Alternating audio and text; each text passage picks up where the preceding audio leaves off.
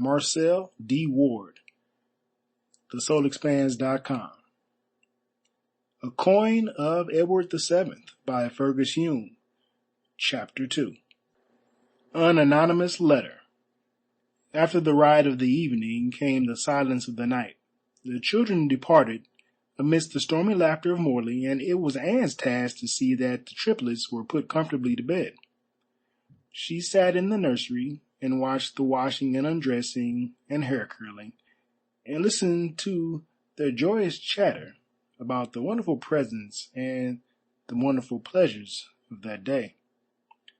Afterwards, when they were safely tucked away, she went down to supper and received the compliments of Morley on her capability in entertaining children.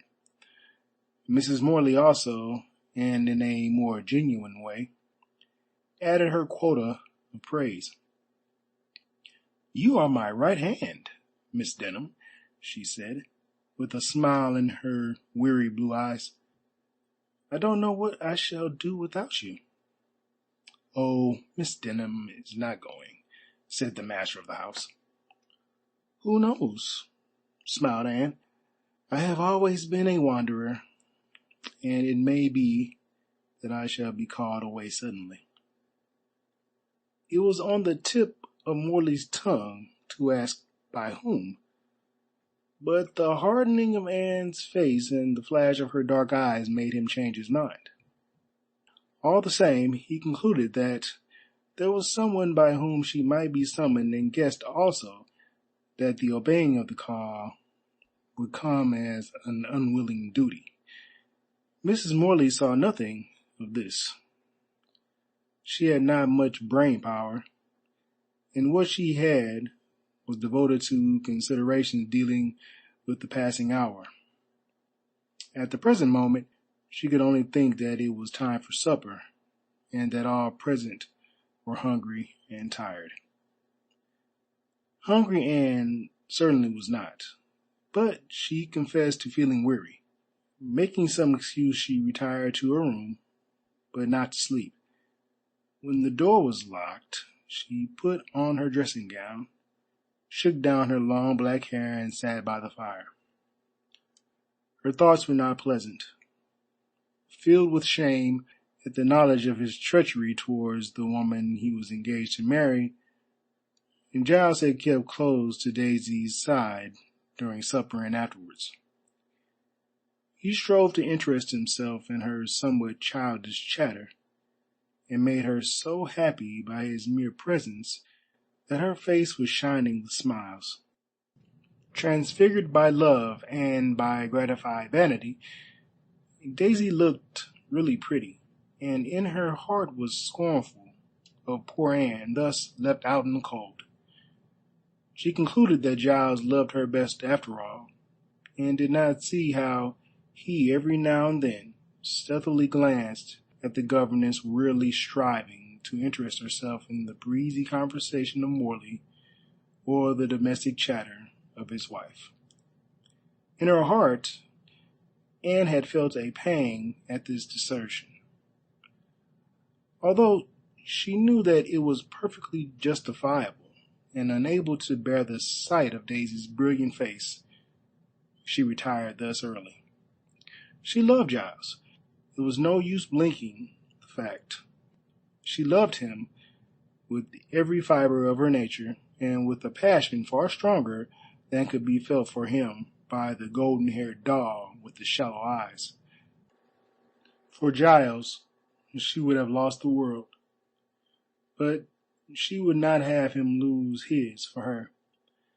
And after all, she had no right to creep like a serpent into the Eden of silly, prattling Daisy. In her own puny way, the child, for she was little else, adored Giles, and as he was her affianced lover, it would be base to come between her and her God. But Anne knew in her heart that Giles loved her best. If she did but lift her hand, he would leave all and follow her to the world's end. But lift her hand she would not. It would be too cruel to break the butterfly daisy on such a painful wheel. Anne loved sufficiently to be large and generous in her nature, and therefore broke her own heart to spare the breaking of another woman's. Certainly Giles was as unhappy as she was. That was patent in his looks and bearing, but he had forged his own chains, and could not break them without dishonor. And come what may, Giles would always love her best.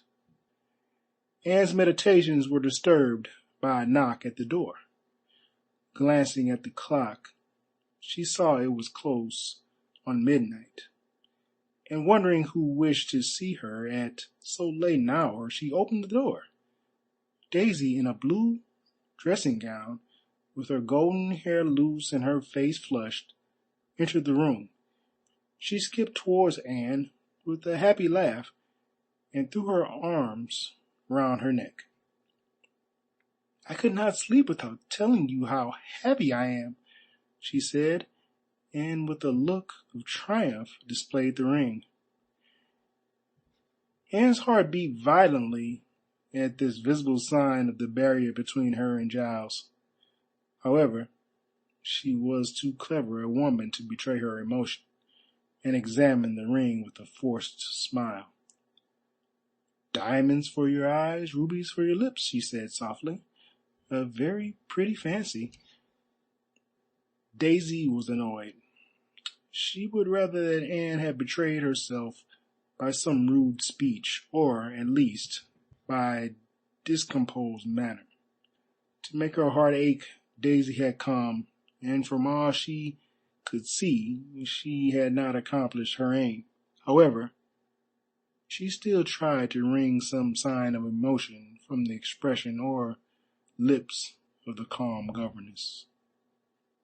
"Giles promised me a ring over and over again," she said, her eyes fixed on Anne. "We have been engaged for over 6 months. He asked me just before you came, although it was always an understood thing. His father and mine arranged the engagement, you know. I didn't like the idea at first, as I wanted to make my own choice. Every girl should, I think. Don't you?" "Certainly," Anne forced herself to say. "But you love Mr. Ware?" Daisy nodded. "Very, very much," she assented emphatically.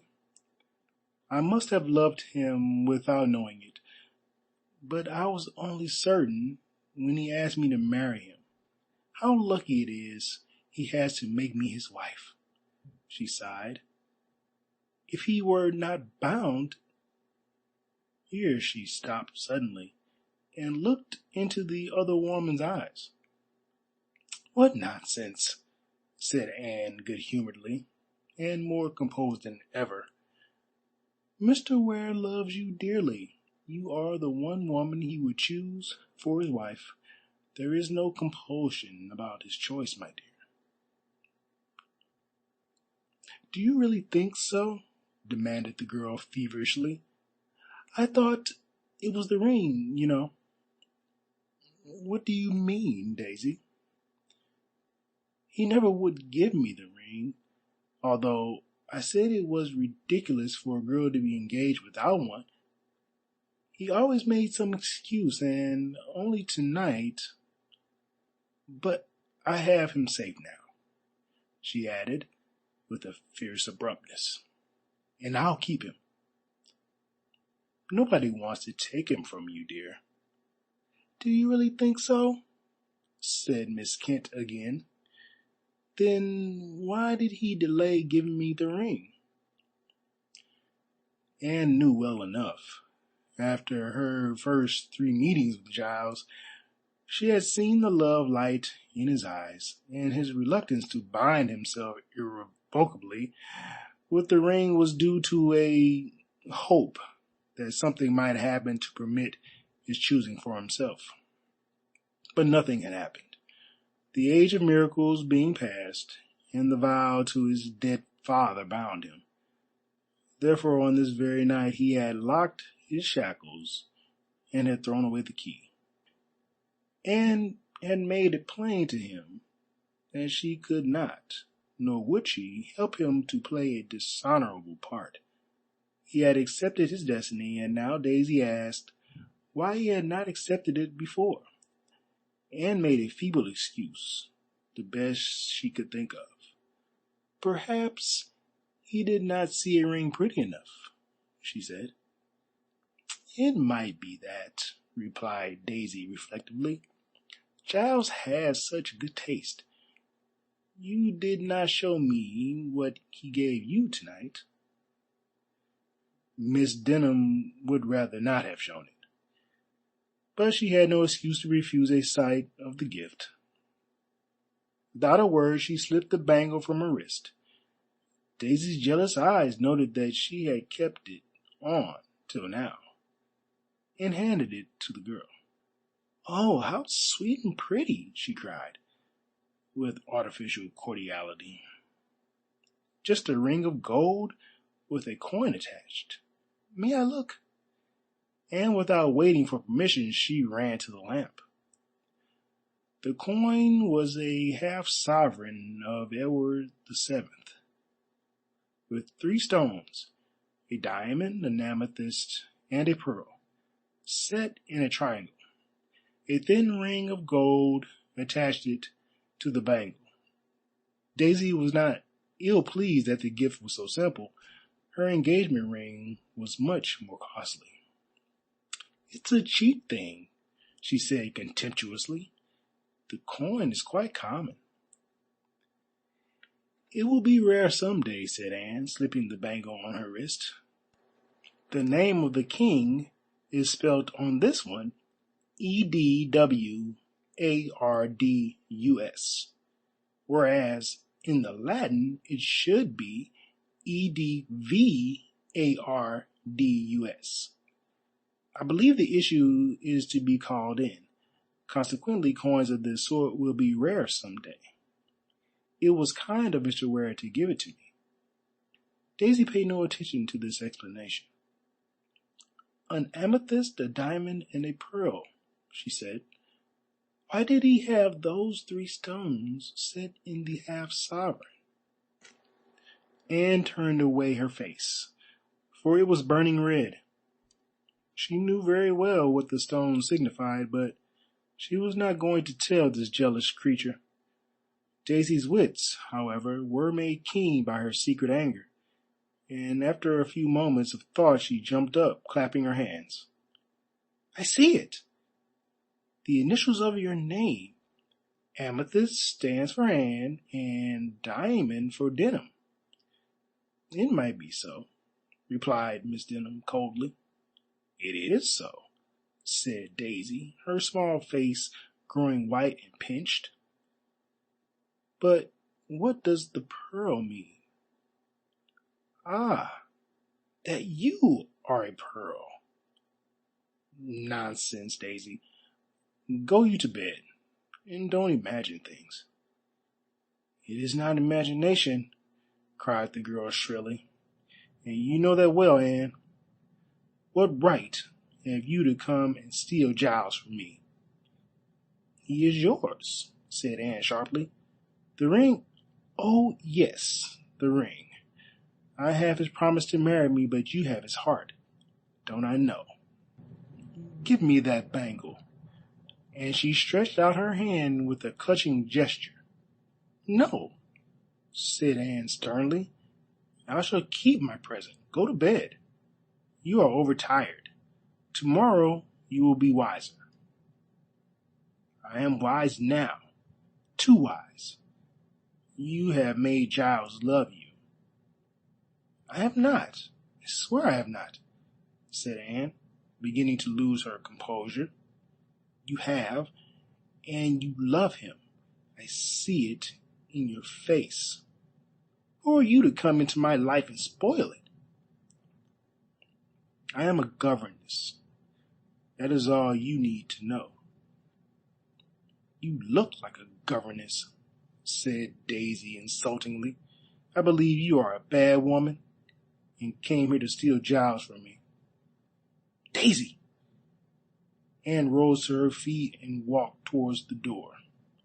I have had quite enough of your hysterical nonsense. If you came here to insult me in this way, it is time you went. Mr. Ware and I were complete strangers to one another when I came here. Strangers? And what are you now? Friends. Nothing more, nothing less.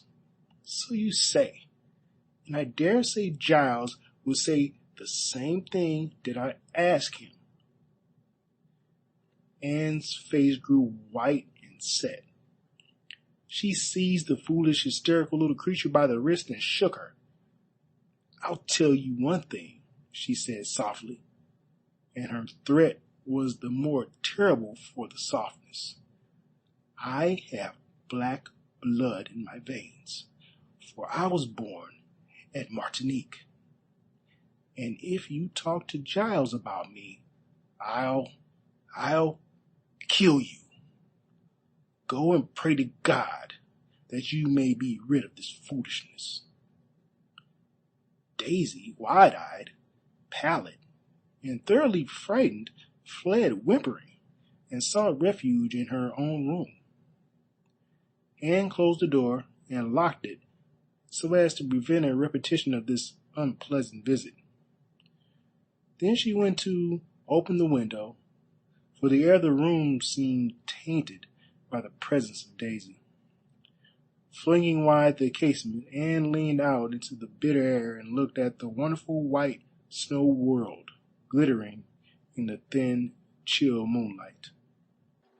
She drew several long breaths and became more composed. Sufficient, indeed, to wonder why she had behaved in so melodramatic a fashion.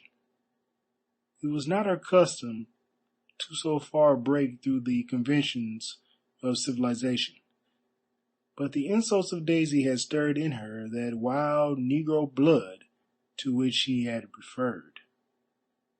That this girl, who had all she grudged her the simple Christmas present, made Anne furious. Yet in spite of her righteous anger, she could not help feeling sorry for Daisy. And after all, the girl's jealousy had some foundation in truth. Anne had given her no cause, but she could not deny that she loved Giles and that he loved her. To end an impossible situation, there was nothing for it but flight. Next day, Anne quite determined to give Mrs. Morley notice, but when she found that Daisy said nothing about her visit, she decided to remain silent. Unless the girl made herself impossible, Anne did not see why she should turn out of a good situation where she was earning excellent wages. Daisy avoided her and was coldly polite on such occasions as they had to speak. Seeing this, Anne forbore to force her company upon the unhappy girl and attended to her duties. These were sufficiently pleasant, for the three children adored her. They were not clever, but extremely pretty and gentle in their manners. Mrs. Morley often came to sit and sew in the schoolroom while Anne taught. She was fond of the quiet, calm governess, and prattled to her just as though she were a child herself of the perfections of Mr. Morley and her unhappy early life. For the sake of the children, she forbore to mention the name of their father, who, from her account, had been a sad rascal. Giles came sometimes to dine, but attended chiefly to Daisy. Anne was content that this should be so, and her rival made the most of the small triumph. Indeed, so attentive was Giles that Daisy came to believe she had been wrong in suspecting he loved the governess.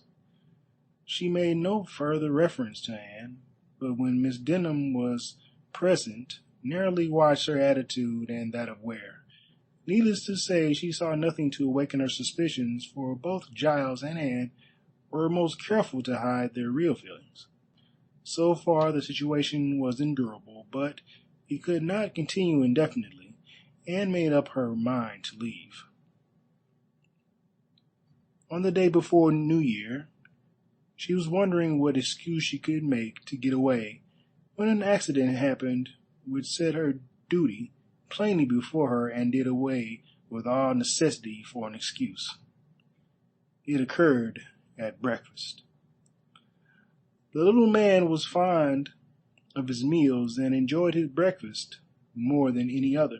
He had the most wonderful arrangement for keeping the dishes hot, a rather needless proceeding, as he was invariably punctual. So were Mrs. Morley and Anne, for breakfast being at 9 o'clock, they had no excuse for being late. Nevertheless, Daisy rarely contrived to be in time, and Morley was much vexed by her persistent unpunctuality. On this occasion, she arrived late as usual, but more cheerful. She ever greeted Anne with a certain amount of politeness. "There is a letter for you," said Morley, "but if you will take my advice, you will leave it until breakfast is over. I never read mine until after a meal. Bad news is so apt to spoil one's appetite." "How do you know the news will be bad?" asked Daisy. "Most news is," replied Morley, with a shade on his usually merry face. "Debts, duns, and difficulties." And he looked ruefully at the pile of letters by his plate. "I haven't examined my correspondence yet." Anne said nothing, as she was thinking of what arrangement she could make to get away. Suddenly, she and the others were startled by a cry from Daisy. The girl had opened the letter and was staring at it with a pale face. Anne half rose from her seat, but Mrs. Morley anticipated her and ran round to put her hand on the girl's shoulder. "Daisy, what is the matter?"